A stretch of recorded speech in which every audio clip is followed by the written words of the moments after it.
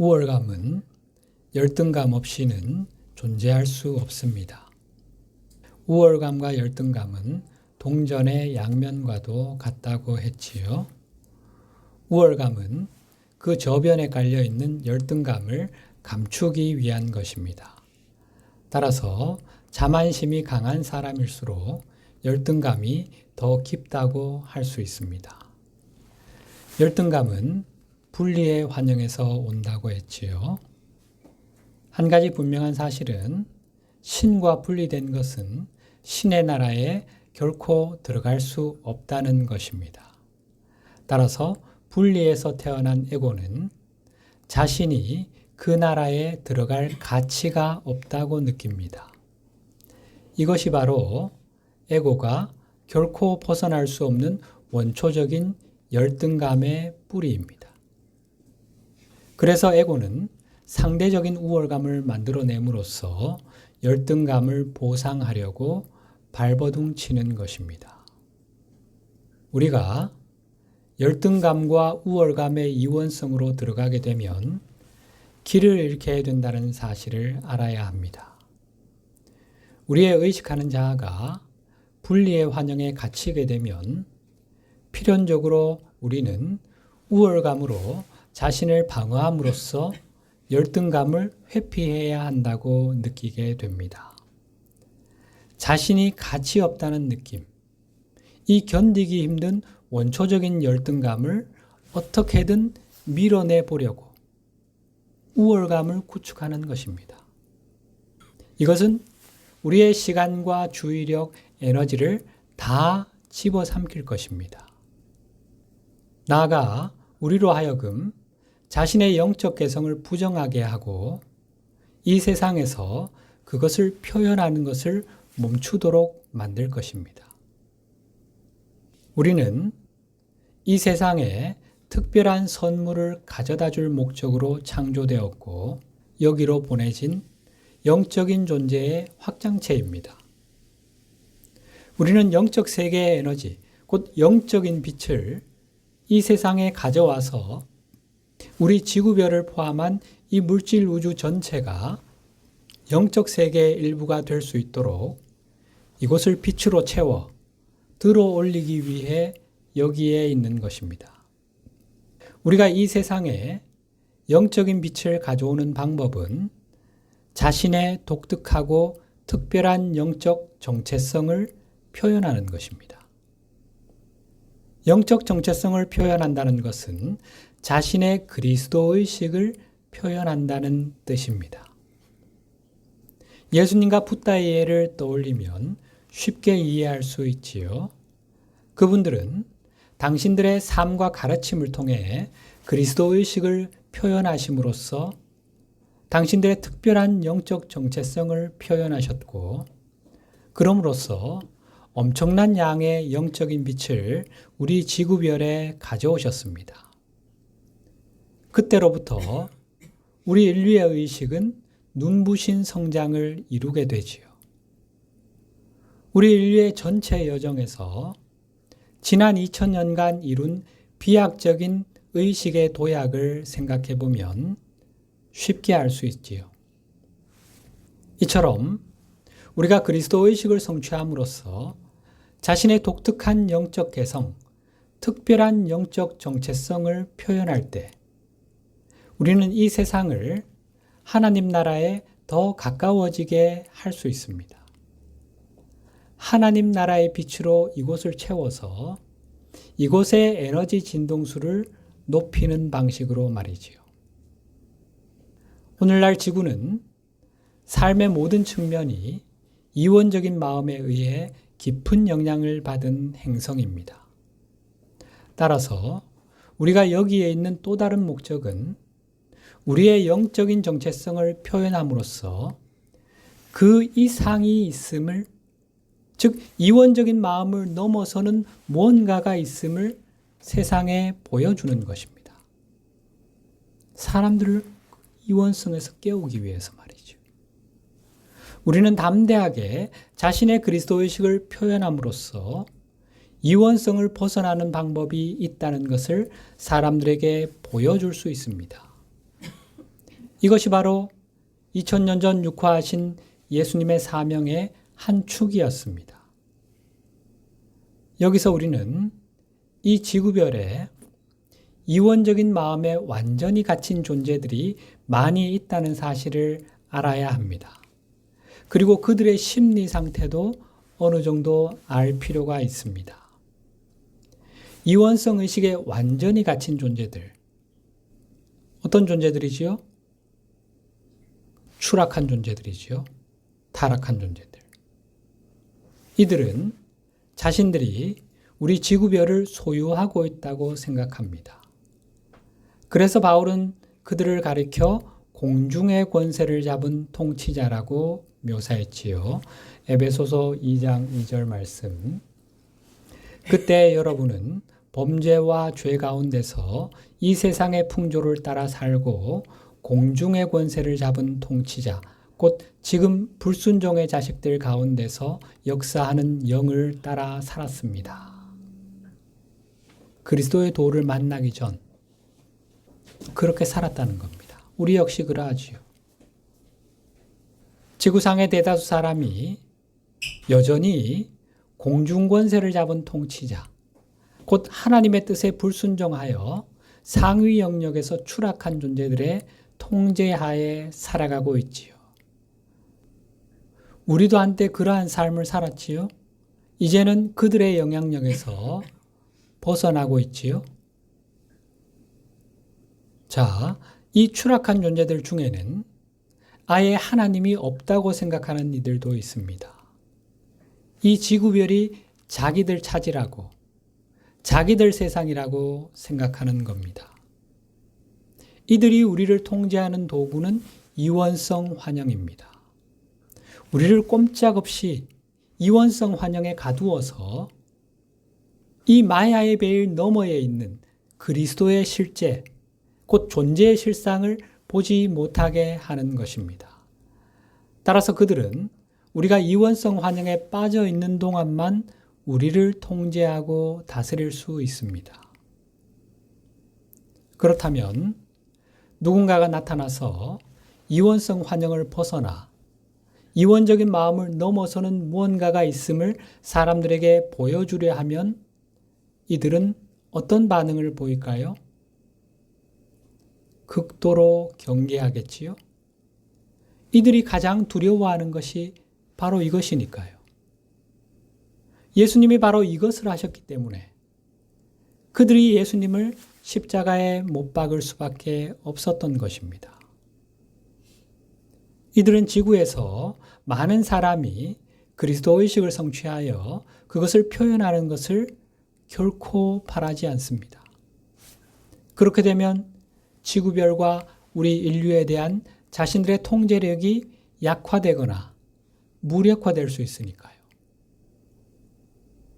따라서 이들은 우리의 선물을 결코 원하지 않습니다. 그래서 우리가 빛과 진리를 나누지 못하도록 무슨 짓이든 다 하려고 하는 것입니다. 주님께서 제자들을 세상으로 보내시면서 하신 말씀이 떠오르지요. 마태복음 10장 16절 17절 보라 내가 너희를 보냄이 양을 이리 가운데로 보냄과 같도다. 그러므로 너희는 뱀같이 지혜롭고 비둘기같이 순결하라.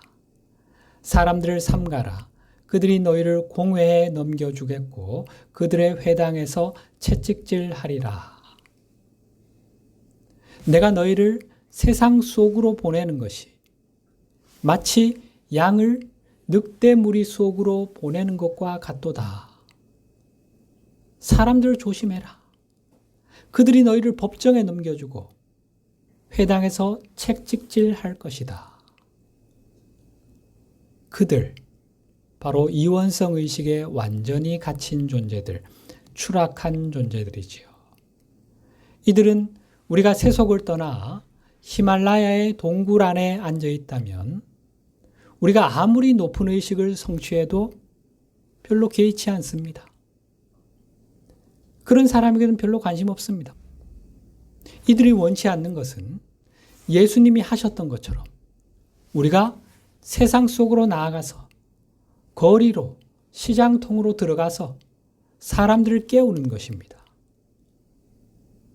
여기서 우리가 알아야 할 중요한 것이 하나 있는데, 그것은 우리가 전체 생애의 초기에 우리의 선물, 곧 나의 영적인 빛과 그리스도 진리를 나누려고 했을 때 추락한 존재들에 의해 잔인하게 거절당하는 경험을 했다는 것입니다. 이른바 출생 트라우마지요. 거절감의 경험. 자신들이 통치하는 이 어둠의 행성, 거짓된 환영에 갇힌 이 지구별에 우리가 빛과 진리를 가져온다면 자신들의 통제권이 약화되거나 상실될 수 있으니까요. 그때의 트라우마로 인해 우리는 세상이 우리의 빛과 진리를 원하지 않는다는 느낌, 나아가 세상이 우리 존재 자체를 원치 않는다는 느낌을 가지게 되었습니다. 바로 이것이 우리 안에 열등감이 생겨나게 된 원인입니다. 그런데 영적인 것을 추구하는 사람들은 이 열등감을 보상하기 위해 세상이 제시하는 기준, 즉 전통적인 종교가 제시하는 구원의 요건을 충족시키는 그런 종교적인 삶을 영위함으로써 열등하다는 느낌을 피하려는 이원적인 게임으로 빠져들었습니다. 다시 말해 어떤 특정 종교에 소속되어 거기서 요구하는 구원의 요건에 합당한 삶을 충실히 살며 일생을 보낸 신실한 영성인들이 많다는 것입니다. 그렇게 함으로써 그들은 자신의 진정한 자아가 거절당한 데서 오는 열등감과 고통을 어느 정도 진정시키고 덮어버릴 수 있었습니다. 그러나 여기서 문제는 동전의 다른 면이 미묘한 우월감을 일으킨다는 것입니다. 그래서 이 세상이 받아들일 수 있는 자아, 어둠의 세력들이 환영하는 자아, 바로 분리된 자아가 우월하다는 믿음을 갖게 되었습니다. 내가 이렇게 열심히 신앙생활하고 영적 수행을 열심히 하고 열심히 선행을 베푸는 삶을 살았으니 나는 분명 하나님의 눈에 들 거야. 나는 속세에 물든 저들 일반 대중과는 달라 하며 은연중에 우쭐해하는 거지요. 이것이 분리된 자아, 곧 에고를 높이는 일인 줄도 모른 채 말이지요. 따라서 우리가 우월감과 열등감을 극복하기 위해서는 먼저 이 오래된 거절감의 상처를 드러내고 해결해야 합니다. 어떻게 하면 해결할 수 있을까요? 그러기 위해서는 자유의지의 법칙을 완전히 이해해야 합니다. 그렇게 되면 타인의 자유의지를 온전히 존중하게 되고 거절감의 상처도 치유될 수 있습니다. 앞에서 공부한 것처럼 우리는 다른 사람들을 변화시키기 위해 여기에 온 것이 아님을 깨달아야 합니다. 사람들의 마음을 바꾸기 위해, 저들의 의식을 개조하기 위해 여기에 있는 것이 아니라는 말입니다. 우리는 오로지 자신의 특별한 선물을 그저 나누기 위해, 즉 우리 상위자아의 태양이 하위자아를 통해 빛나게 하기 위해 여기에 온 것입니다. 다시 말해 내 현존의 태양이 나의 내하위치를 통해 빛을 발하게 하기 위해, 그래서 세상에 그 빛을 나눠주기 위해 여기에 있는 것입니다. 여기에는 다른 사람들이 우리의 선물을 거절할 권리가 있다는 사실, 그리고 이원성에 의해 눈이 먼 사람들이 그것을 거절할 가능성이 크다는 사실을 인정하고 그것을 존중해야 한다는 의미가 들어 있습니다. 여기서 우리는 그들이 우리의 선물을 거부하는 것이 곧 우리가 나누려는 선물이 가치가 없어서 그런 것이 아니라는 사실을 분명히 인식해야 합니다. 우리의 선물이 가치가 없어서 그들이 거부하는 것이라는 이런 교묘한 함정에 빠져서는 안 된다는 것입니다. 그들이 거절하는 것은 전적으로 그들의 낮은 의식 상태에서 나온 결과입니다. 왜 그럴까요?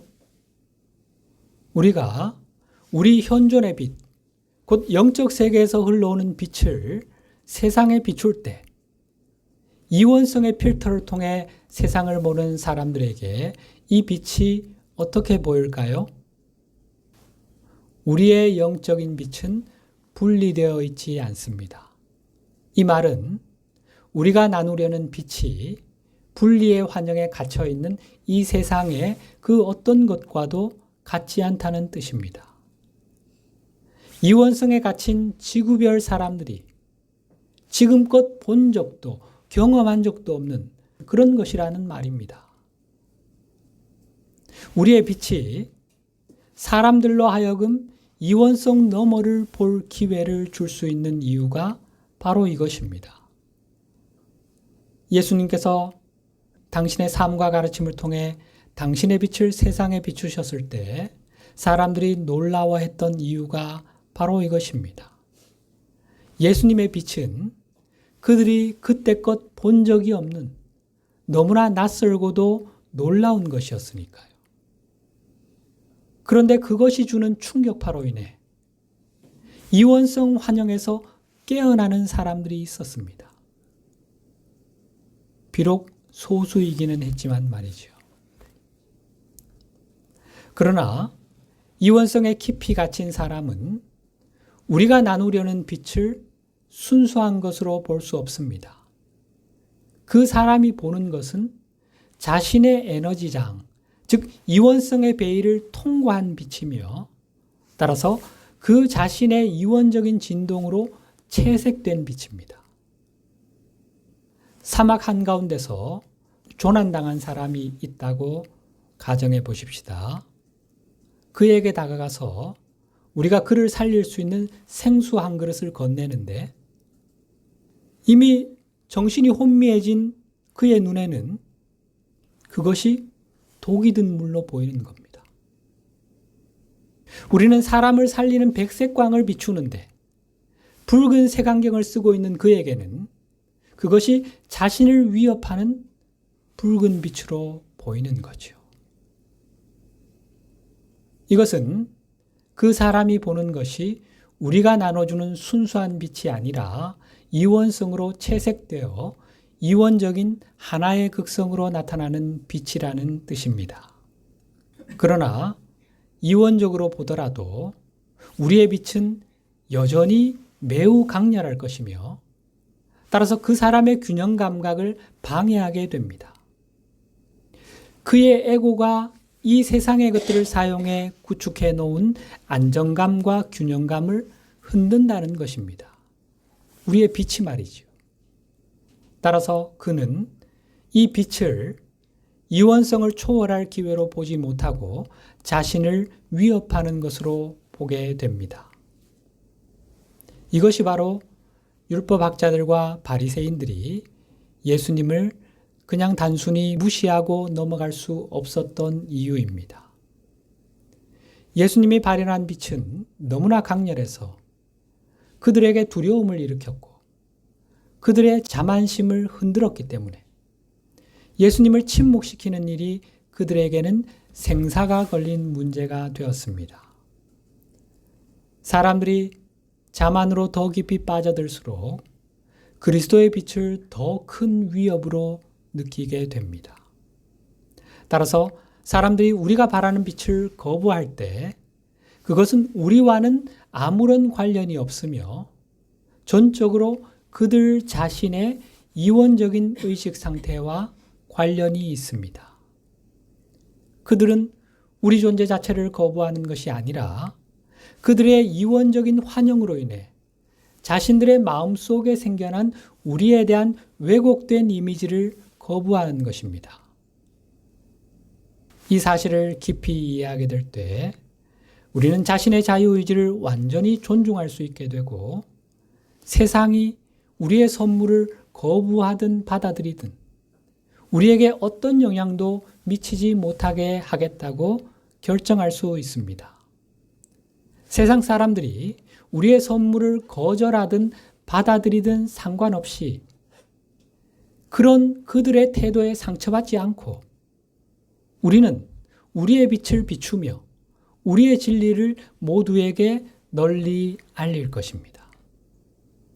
우리는 사람들이 빛을 받아들이든 거절하든 상관없이 변함없이 빛을 발하는 태양이 될 것입니다.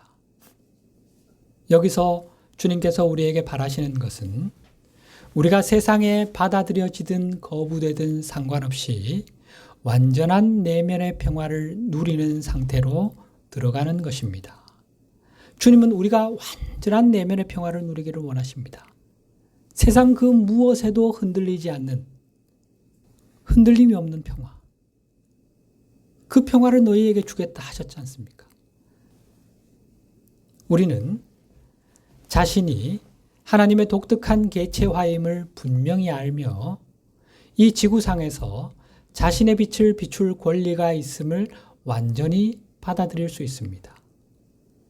우리는 이원성의 환영을 꿰뚫어 보면서 지구상의 모든 사람이 우리의 선물을 거절할지라도 그것이 내가 잘못되었거나 나의 선물이 가치가 없음을 의미하는 것이 아님을 알게 됩니다.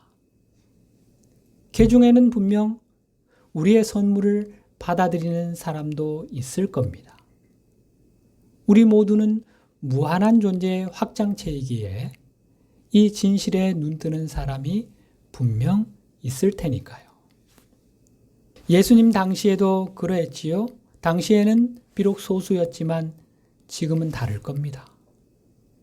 대규모의 집단적인 영적 각성이 일어날 겁니다. 우리는 이 지구별이 황금 시대로 진입하는 초입에 와 있으니까요.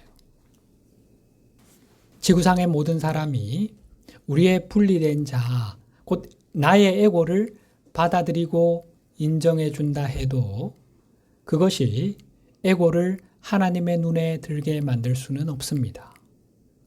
따라서 우리는 분리된 자아의 우월성을 입증하려는 모든 에고 게임을 중단하고 그건 너머로 나아가야 합니다. 우리에게는 창조될 당시 예정되었던 그대로의 진정한 자신이 되고 삶의 모든 측면에서 그것을 마음껏 표현하며 펼칠 수 있는 잠재력이 있습니다. 이 잠재력을 깨우게 되면 세상이 우리를 받아들일지 거부할지에 마음 쓰지 않고 진정한 자신이 되는 것에 초점을 맞추게 되며 이때 비로소 우리는 완전한 내면의 평화를 얻게 됩니다. 그렇게 우리는 이 지구별에 온 목적을 성취하게 될 것입니다. 그것은 우리의 분리된 자아를 비롯한 세상 그 누구도 닫을 수 없는 열린 문이 되는 것입니다. 자만은 잘 해내고 싶고 진정한 나가 되고 싶고 이 세상에서 자신의 영적 개성을 온전히 표현함으로써 완전한 평화를 얻으려는 열망의 왜곡이라고 할 수 있습니다. 우리는 자신의 영적인 정체성을 표현해야만 온전해질 수 있는 존재입니다. 하나님이 우리를 그렇게 창조하셨으니까요. 오늘 본문 말씀, 그러므로 하늘에 계신 너희 아버지의 온전하심과 같이 너희도 온전하라. 하나님의 자녀인 우리는 하나님의 온전하심과 같은 수준의 온전함에 도달할 수 있는 잠재력을 지닌 존재입니다. 그렇게 되기 위한 방법은 자신의 참된 정체성, 곧 신의 개체화요 확장체라는 자기 본래 정체성을 자각하고 그것을 표현하는 것입니다. 이것이 우리가 온전해질 수 있는 유일한 길입니다. 우리에게는 이 영적인 온전함을 표현하려는 열망이 내재해 있습니다. 그러나 에고의 원초적인 두려움, 곧 분리감에서 오는 두려움은 언제나 우리의 참된 열망을 왜곡한다고 했지요. 따라서 영적인 온전함을 표현하려는 우리의 열망, 즉 자신의 정체성을 표현하려는 순수한 열망은 사람들이 그것을 거부하는 거부에 대한 두려움으로 물들게 되어 이 세상에서 받아들여지고 싶다는 욕망으로 변하게 됩니다. 다시 말해 거절감에 대한 두려움이 영적인 존재로서의 우리 자신을 표현하려는 열망을 왜곡해서 어떻게든 사람들에게 받아들여지고 싶어. 나를 거절하지만 않으면 좋겠어. 왕따가 되는 것은 너무 고통스럽고 힘들어. 거절감의 상처가 너무 크고 아파서 내 본래 정체성을 표현하는 일은 포기할래. 대신 이 세상이 나를 받아줄 수만 있다면 무엇든 하겠어. 라는 왜곡된 욕망으로 변하게 된다는 것입니다. 따라서 우리는 거절당하는 두려움을 피하려고 이 세상이 정의한 온전함에 대한 기준에 자신의 행동을 맞추기 시작합니다. 세상이 요구하는 기준에 부합하는 삶을 살면 사람들이 나를 받아들여 주겠지? 라고 생각하는 거지요. 그 기준이 어디서 온 것인지는 지난 시간 살펴봤지요.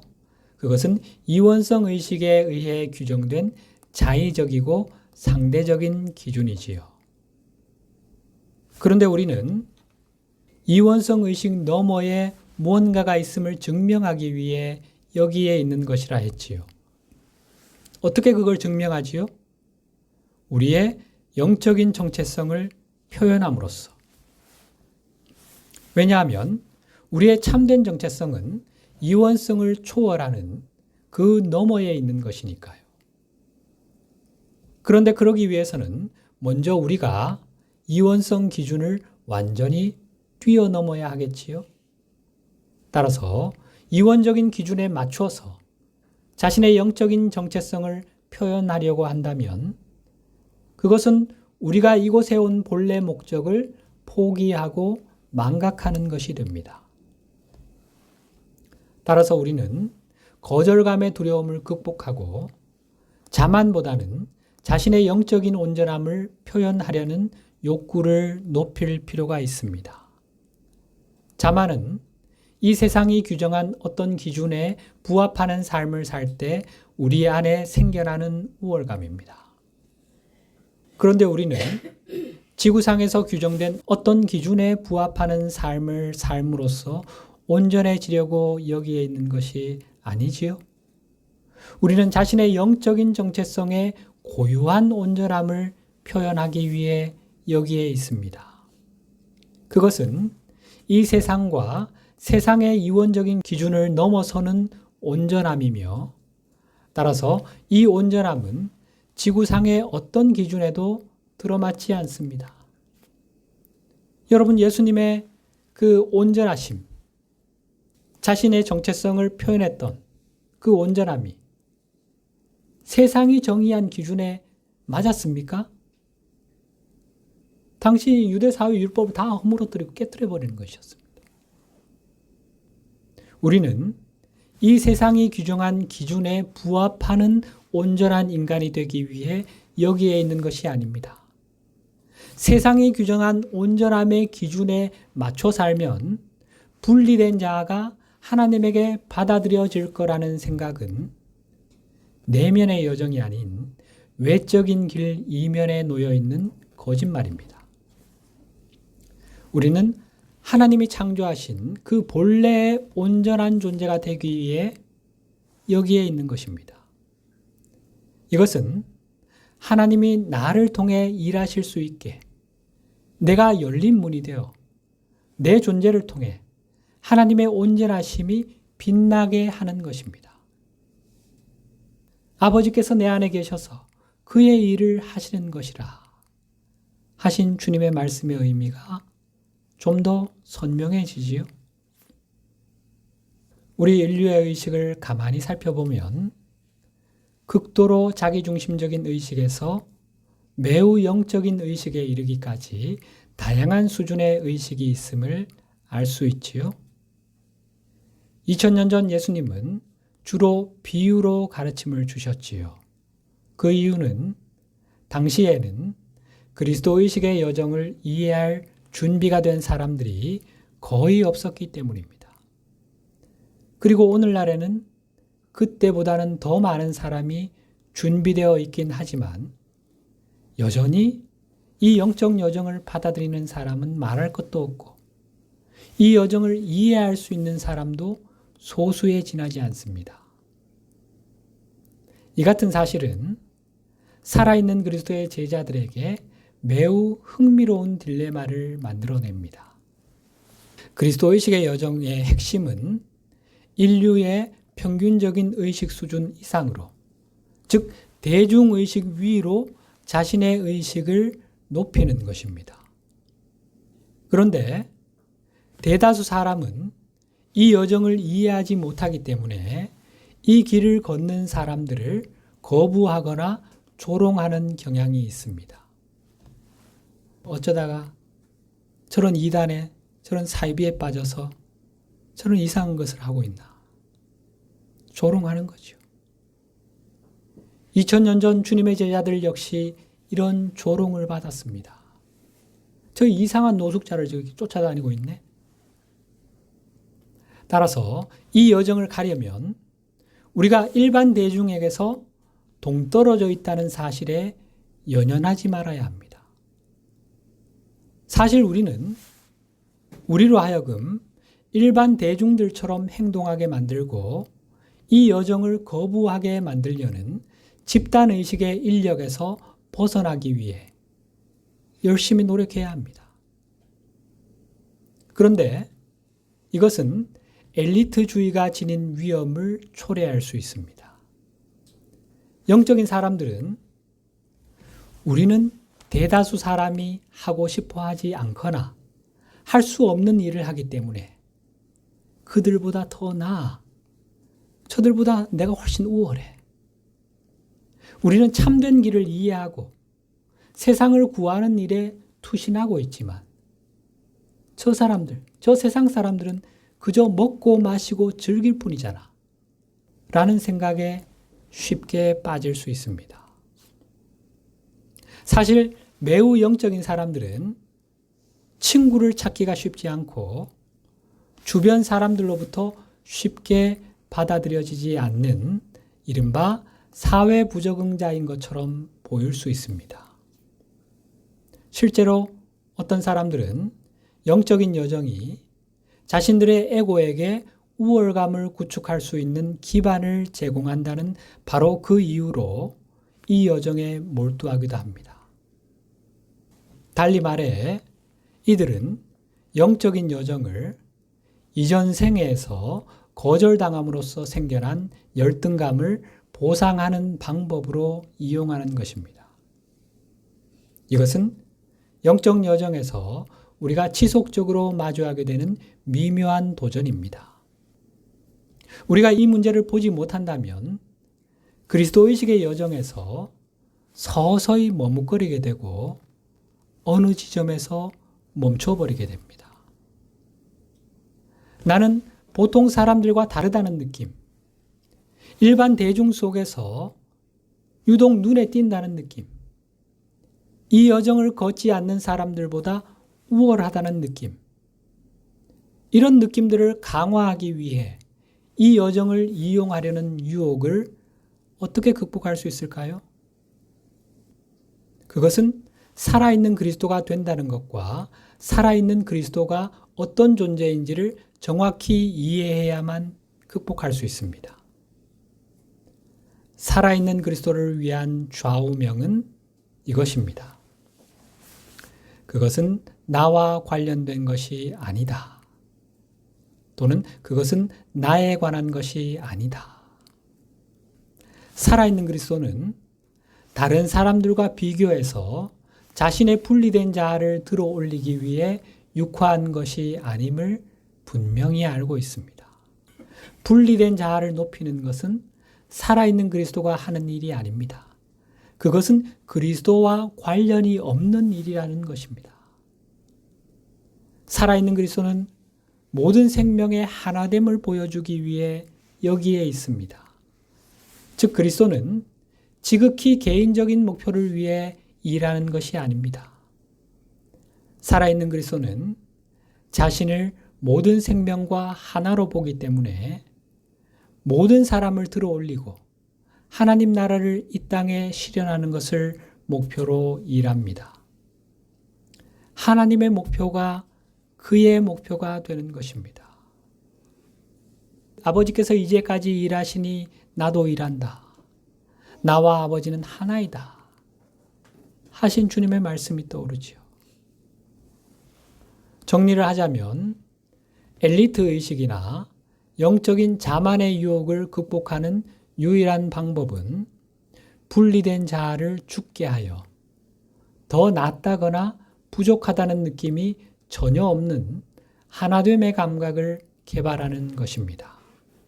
바로 이것이 평등의 지혜이며 이것은 모든 생명이 본질적으로 하나라는 그리스도의 비전으로 이어집니다. 엘리트 의식과 자만심을 갖는 것은 영적 여정을 걷는 학생들이 겪게 되는 하나의 과정, 단계라고 할 수 있습니다. 영적인 우월감을 극복하고 이 단계를 끝낼 준비가 된 학생은 다음 단계로 들어갈 수 있습니다. 그것은 자신의 현존과 하나가 되고 그 다음에는 하나님과 하나가 되어 모든 생명의 하나됨을 위해 일하는 것입니다.